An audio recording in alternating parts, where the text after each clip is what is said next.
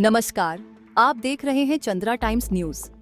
बिहार में मुख्यमंत्री नीतीश कुमार के नेतृत्व वाली सरकार ने बहुप्रतीक्षित मंत्रिमंडल विस्तार किया, जिसमें भारतीय जनता पार्टी कोटे से 7 नए मंत्रियों को शामिल किया गया।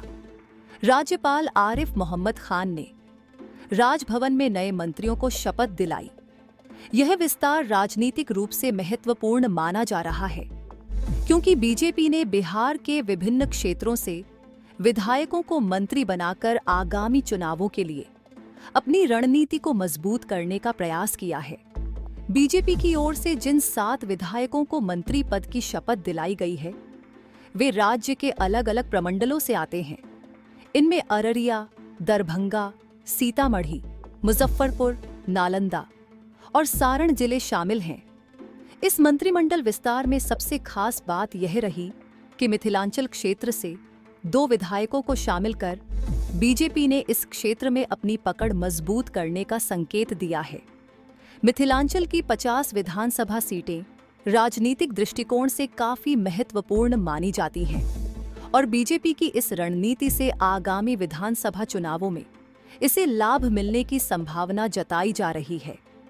नीतीश कुमार की इस नई कैबिनेट में जिन विधायकों ने मंत्री पद की शपथ ली, उनमें अररिया जिले की सकटी विधानसभा सीट से विधायक विजय कुमार मंडल, दरभंगा जिले की जाले सीट से विधायक जीवेश मिश्रा और दरभंगा विधानसभा सीट से विधायक संजय सरावगी, सीतामढ़ी जिले की रीगा सीट से विधायक मोतीलाल प्रसाद, मुजफ्फरपुर जिले की साहेबगंज सीट से विधायक राजू कुमार सिंह, नालंदा जिले की बिहार शरीफ सीट से विधायक डॉ सुनील कुमार और सारण जिले की अमनौर सीट से विधायक कृष्ण कुमार मंटू शामिल हैं। शपथ ग्रहण समारोह के दौरान संजय सरावगी ने मैथिली भाषा में शपथ लेकर अपनी क्षेत्रीय पहचान को और अधिक प्रबल कर दिया।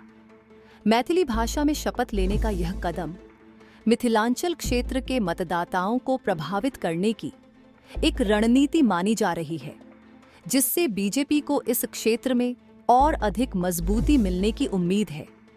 नीतीश कैबिनेट में हुए इस विस्तार को बिहार की राजनीति में एक महत्वपूर्ण घटनाक्रम माना जा रहा है। बीजेपी ने इस विस्तार के जरिए क्षेत्रीय संतुलन साधने के साथ साथ जातिगत समीकरणों को भी साधने की कोशिश की है। खासकर कुर्मी चेतना रैली का नेतृत्व करने वाले भाजपा विधायक कृष्ण कुमार मंटू को मंत्री बनाए जाने से कुर्मी वोट बैंक को साधने की रणनीति भी साफ झलक रही है। इसी तरह अन्य नए मंत्रियों का चयन भी जातिगत और क्षेत्रीय समीकरणों को ध्यान में रखकर किया गया है, ताकि पार्टी को आगामी चुनावों में अधिकतम लाभ मिल सके। इसके अलावा पटना, पूर्णिया और सारण प्रमंडल से भी एक मंत्री को शामिल किया गया है, जिससे बीजेपी ने यह स्पष्ट संकेत दिया है कि वह पूरे बिहार में अपनी स्थिति को और मजबूत करना चाहती है। दरभंगा और तिरहुत प्रमंडल से 2 मंत्रियों को जगह देकर यह संदेश देने की कोशिश की गई है कि पार्टी इस क्षेत्र को विशेष तवज्जो दे रही है। राजनीतिक विश्लेषकों का मानना है कि इस मंत्रिमंडल विस्तार का उद्देश्य 2025 में होने वाले बिहार विधानसभा चुनावों की तैयारी करना है।